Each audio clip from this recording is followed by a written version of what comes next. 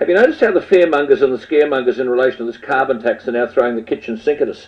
Last week it was Garneau with his final paper on a carbon pricing regime. Then, of course, the Kate Blanchett assault on the lot of us. And then the march by the sloganeering mob at the weekend, dragging children into it, thrusting microphones into their hands. And then, lo and behold, just to complement it all, a report commissioned by the Department of Climate Change, no less, detailing $226 billion of national coastal assets, we're told, at risk of inundation and erosion based on global warming.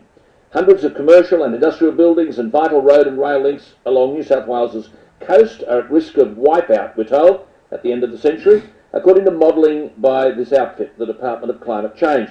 200 commercial structures in Wollongong alone have been identified as being at significant risk of wipeout. Their words, not mine. People should be locked up for this kind of propaganda, quite frankly. Roads in the Clarence Valley, Port Stephens, Shoalhaven, Greater Taree and Great Lakes local government areas are at greatest risk of erosion. So, we've got to buy a carbon tax. Don't worry about the fact that the annual carbon emissions from China, even if they were damaging, are currently 15 times greater than Australia's and will double over the next decade. It is a frightening assault, and we're having this stuff thrown at us every day by a desperate government and a desperate Julia Gillard using taxpayers' money to worry and intimidate unsuspecting Australians.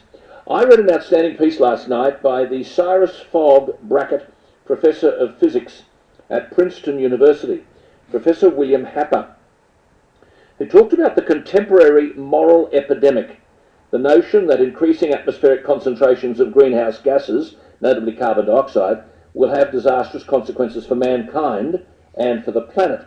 He called it the climate crusade. He said it was characterised by opportunists, cynics, money-hungry governments, manipulators of various types, he said even children's crusades. And he makes the point that about 50 million years ago, a brief moment in the long history of life on Earth, geological evidence indicates CO2 levels were several thousand times higher than now, and life flourished abundantly. And as he said, as far as green plants are concerned, CO2 is not a pollutant, but part of their daily bread, like water, sunlight, nitrogen, and other essential elements. As Professor Happer wrote, the argument starts something like this. CO2 levels have increased over the past 150 years or so, and the Earth has warmed by about 0.8 of a degree Celsius during that time, though, as he cautions, it's not warming now. Therefore, he says the warming is due to CO2. But as Professor Happer says, correlation is not causation. Roosters crow every morning at sunrise.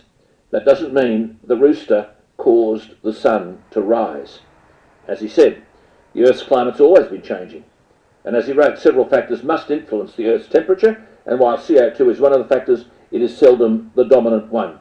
Writes Professor Happer from Princeton University, huge amounts of money are available from governments and wealthy foundations for climate institutes and for climate-related research.